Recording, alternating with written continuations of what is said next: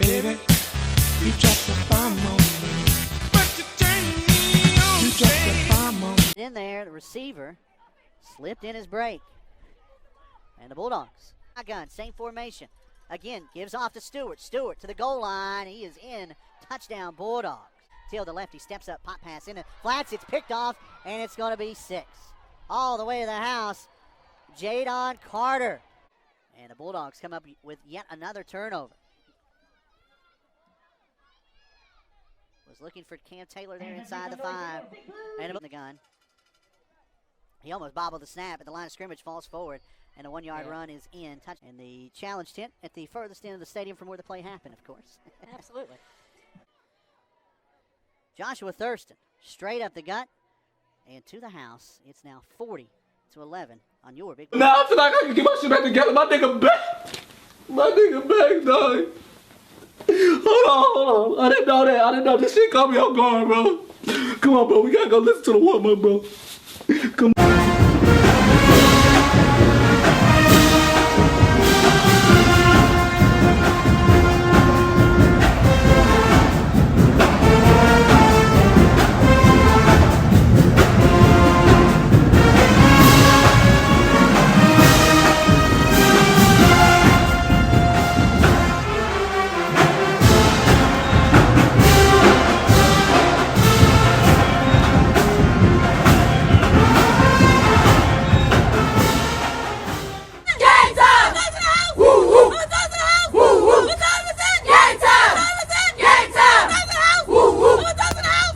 First of all, Bulldog Nation, I gotta give the Bowie State program an apology. Not for anything that I said, because I actually meant it and it was pretty accurate. Not for that. But I gotta give an apology because Bulldog Nation, let me be honest. Let me be honest with you guys. My faith was a little shaky. I ain't gonna lie to you. You know, we had lost to Livingstone. Then we had got blown out by Virginia State. Then blown out by Virginia Union. And I ain't gonna lie, I know Bluefield was 1-6. They had lost 6 straight. The only win was against Livingstone week 1. They give up 30 points a game. But I ain't gonna lie to you, man. I was a little, I didn't know. I was like, are we going to win this game? How we going to look? What we going to do? I'm like, are we going to respond and bounce back, or is it going to go downhill from here? I ain't gonna lie, I wasn't sure. I ain't gonna lie to you, I was not sure. So I gotta apologize to the program. I had a lack of faith. But hey, them boys showed up and showed out in Bluefield on Saturday.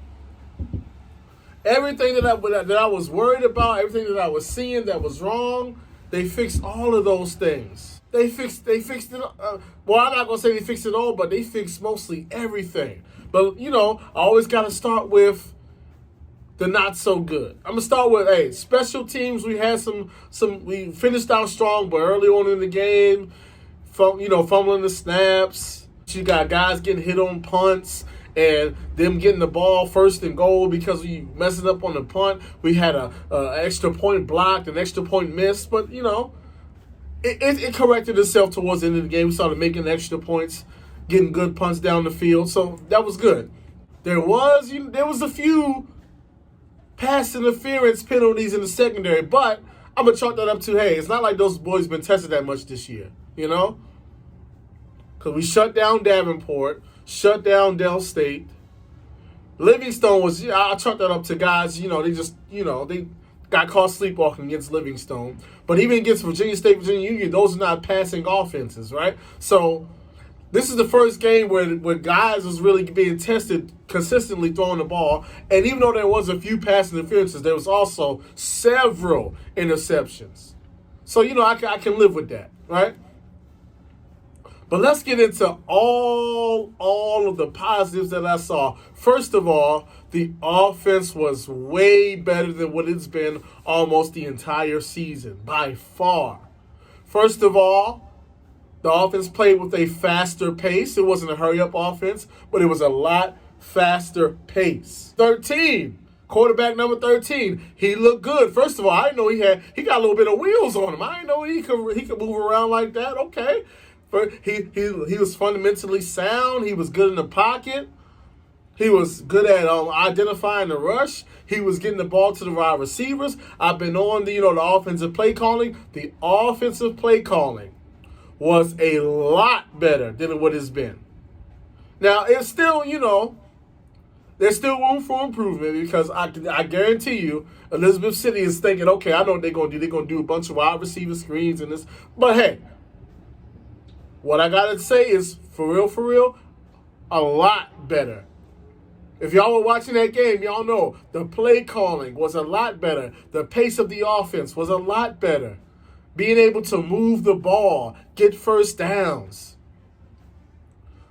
Like for the last 3 weeks, it's been so many 3 and outs. We didn't have hardly any of those yesterday. But probably the most important thing, guys were making tackles. There were not a whole lot of broken tackles. Guys were getting in the backfield, getting to the quarterback, hard hits. We were the most physical team by far. And that was the thing that I was looking for, just the fundamentals. Making tackles in space, wrapping up, not missing tackles, being more physical. And one of the main things, taking care of the football. No quarterback, no wide receiver, no running back had any turnovers, no interceptions, and no fumbles. Man, what a clean game we had yesterday. That was a beautiful sight to see. No turnovers, no interceptions, no fumbles. Because we've had so many of that recently, and they clean that up. But that tells you what we can do.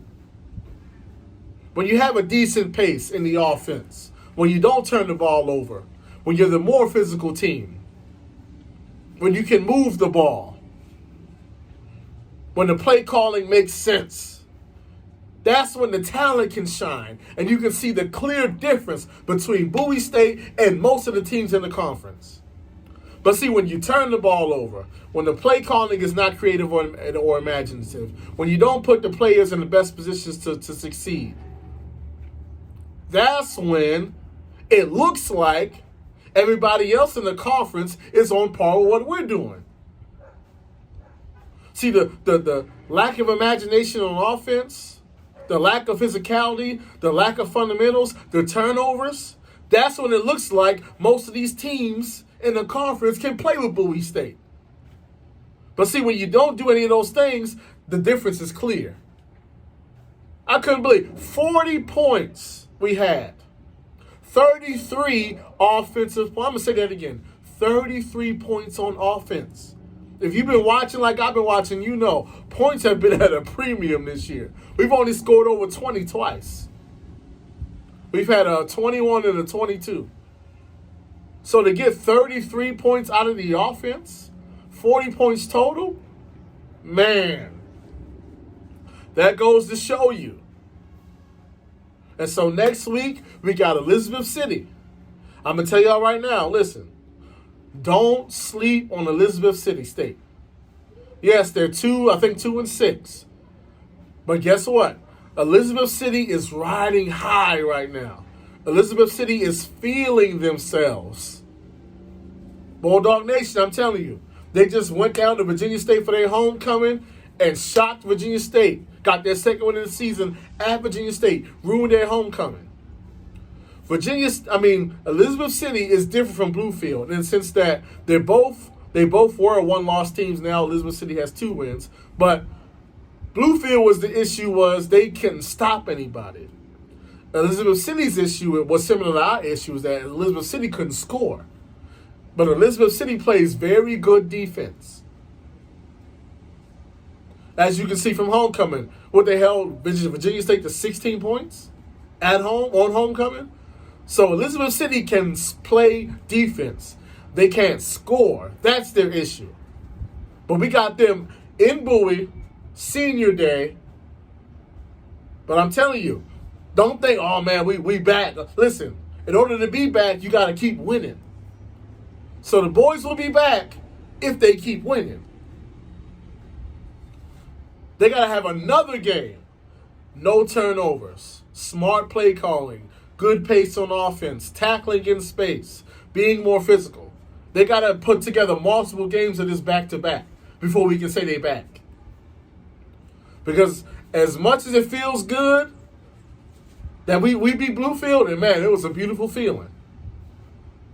If they turn right around on senior day and lose at home to Elizabeth City, a 2-6 team that's going nowhere. But like I said, as long as they build on what they did against Bluefield, we ain't got nothing to worry about. As long as they continue to take care of the ball, as long as the play calling continues to make sense, they continue to be effective on offense, they continue to be the more physical team. Man, it got so crazy.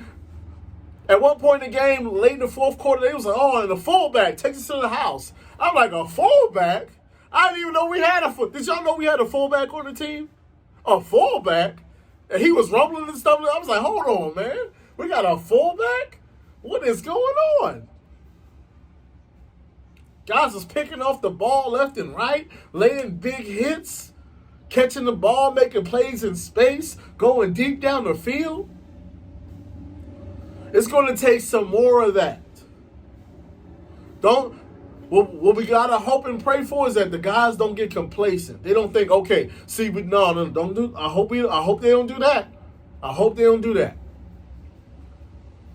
It's going to take more clean football, no turnovers, good tempo with the offense, good play calling, good execution from the quarterback, holding on to the football, no interceptions, no fumbles, tackling in space. It's going to take more of that. Because we got Elizabeth City feeling good. They feeling real good about themselves. They feeling like the things are finally clicking for them.